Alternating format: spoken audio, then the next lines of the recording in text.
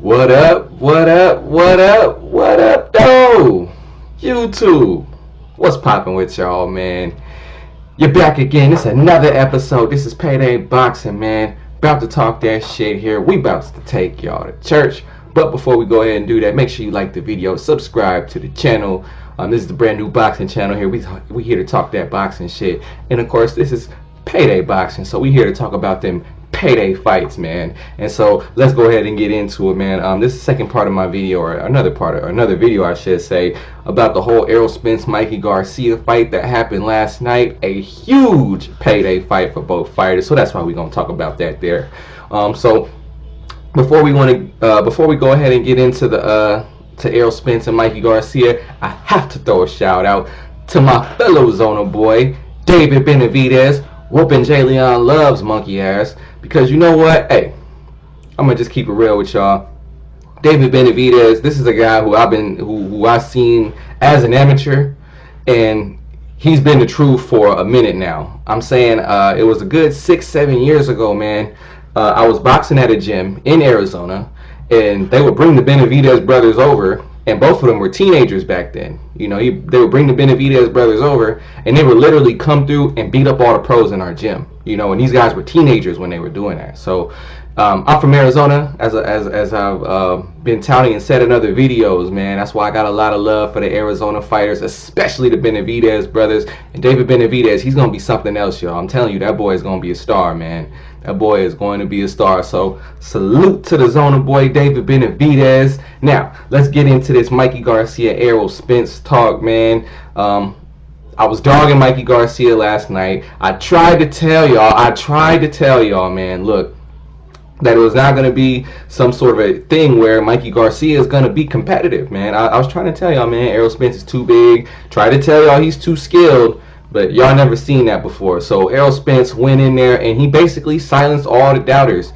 There is now no question about Errol Spence's boxing acumen. He is not a bulldozer. He's not, or I say not only a bulldozer. He's not only a man who can tank you over when he needs to, but he can also sit there, box, stick and move when he needs to, get in, get out when he needs to. Good head movement. Y'all said he couldn't move his head. The man was moving his head very well against Mikey Garcia. And he really did. He dogged Mikey Garcia, man. I'm not gonna clown Mikey Garcia too much in this video. All that said and done and over with, it was a great fight, and I salute the fighters for going out there, putting on a great performance, for entertaining the fans. I know I was very entertained. If you were Team Mikey, you might not have been very entertained. You might have been hoping that at some point he's gonna turn it around. But Errol Spence, man, what can you say about the guy? I mean, he completely outclassed Mikey Garcia. Completely outclassed him, man. Everybody thought that he was going to come in, impose his size, impose his will on Mikey Garcia, and just and bulldoze him. And he did literally the exact opposite.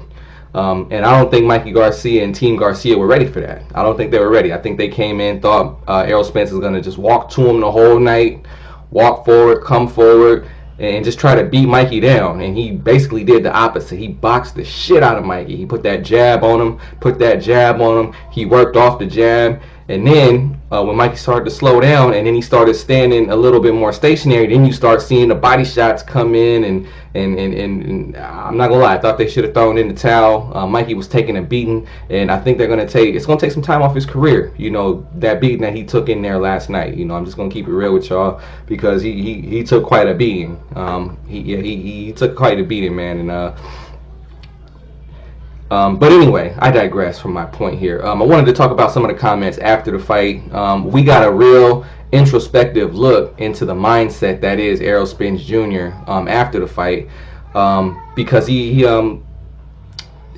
came in a post-fight press conference and talked about how he felt disrespected. You know, he talks about how the Mexican fans and the Mexican fighters tend to ride with other Mexican fans and Mexican fighters. And again, there's no issue with that. I'm not bringing that up because I have a problem with that. But then he turned around and was like, well, how come, you know, some of my Hall of Fame fighters ain't riding for me? You know, so he felt disrespected by that. You know, the fact that Mike Tyson, the fact that Sugar Ray Leonard, a guy who Errol Spence has been on record saying that's one of the guys that he looks up to the most as far as Hall of Fame fighters. So he has one of his idols, you know, picking the other fighter, and of course Mike Tyson picking the other fighter. Errol Spence said he felt disrespected by that, man. They woke up a monster in that, man. He said he didn't like the fact he didn't like Mikey's overconfidence leading up to the fight. This was something that a lot of us were telling y'all. We don't know what Mikey sees. I don't understand why he's so brash and why he's really disrespecting Errol Spence's ability. He can't box. He doesn't have any IQ. He basically proved all y'all wrong on that regard. I mean, you can't after that you can't turn around and say Errol Spence can't box, can't move, ain't got no head moving. You can't say none of that. You can't say none of that after that fight, man. He put all that to bed. He called out Manny Pacquiao. Manny Pacquiao was in the ring, shaking hands with everybody. You seen Manny Pacquiao trying to get out the ring. He wasn't trying to stay in that ring for too long because he knew what was going to happen. And yeah, they caught up to him. They said, hey, he called him straight out. He was like, hey Mikey, or hey Pacquiao, come here real quick. Bring Pacquiao over here. You know, and of course, so Manny Pacquiao, being the good guy that he is, I am so happy to be here. I'm so happy. I'm just so happy. Yeah, we can talk about make the fight. We talk about make the fight. I'm just so happy. I am so happy. And so, man, I really don't think Manny Pacquiao wants to see Errol Spence, man. After that, I really don't think he wants to see Errol Spence, man. That would be a mistake. He might end Manny Pacquiao's career. He get in there with Errol Spence Jr., but it would be a good fight. Don't get me wrong. It'll be a great fight. I thought before, after the Manny Pacquiao Adrian Broner fight, I was like, hey, get in there with Errol Spence. But now I'm like, I don't know about that. I really don't know about that. I don't think that's a good idea for Manny Pacquiao. But who knows? Manny Pacquiao is a warrior. There's no telling what he's going to do. Errol Spence also said that he'll take the Sean Porter fight if Manny Pacquiao doesn't want to fight. So, of course, that's another fight that I would love to see, a unification bout. Funny, he also pointed out the fact that I loved Errol Spence post-fight because you can see him now starting to be more of himself, because he pointed out the fact that, all these fighters were avoiding me. They were avoiding me, and now the tables have turned. Now I'm the money fight. Now they want to turn around and call me out, when before they were ignoring me. Sean Porter didn't say anything about Errol Spence. He didn't want anything to do with the kid, as along the lines of what he was saying when he was trying to fight Danny Garcia and when he was trying to chase after the rematch with Keith Thurman. Now he called himself all on TV saying, I want the Spence fight next. Well, careful what you wish for. Be careful what you wish for. I mean, really, because everybody was surprised. Not everyone. 50% of people, let's keep it real, because half of y'all really thought Mikey Garcia was going to win. Half the people, or the people who really knew what was going on, knew Errol Spence would win, but we didn't expect Errol to win the way that he did with the jab, the movement. He looked clean. He won 12 rounds. He shut him out. He pitched a no-hitter. You know what I'm saying? In football, he shut him out. He didn't let him score, Threw over 1,000 punches, landed close to 400 punches to only Mikey Garcia's 75. And there was parts in the fight where it looked like Errol Spence was toying with him. He probably could have, if he wanted to go for it, he could have knocked Mikey Garcia out in those middle rounds. He could have knocked him out. But Errol Spence boxed him smart. He was like, you know what? I'm going to punish him. And that's exactly what he did. So now we have to ask these questions. Where does Errol Spence land on the pound-for-pound list now? Because now it's going to be a heated discussion as far as Errol Spence, Terrence Crawford. Terrence Crawford, obviously, he got undisputed at 140. At 147, he's got a belt. Errol Spence, obviously, beat a pound-for-pound fighter just now and completely outclassed him. Most people would have said Mikey Garcia is top 5 pound for pound, and if not top 5, he's number 6 or 7 or something. He's on that pound for pound list, and he's not at the bottom of the list. And Errol Spence completely outclassed him. Mikey Garcia was completely befuddled. There was nothing that he could do. You seen Errol Spence after the fight calling out the reporters who had doubted him. Yeah, I remember you picked Mikey. Yeah, you picked Mikey, didn't you? Yeah, I remember. I told you I watch everything. So to me, that just gave a lot of insight into Errol Spence's mindset, man. He really does. He's always watching these guys.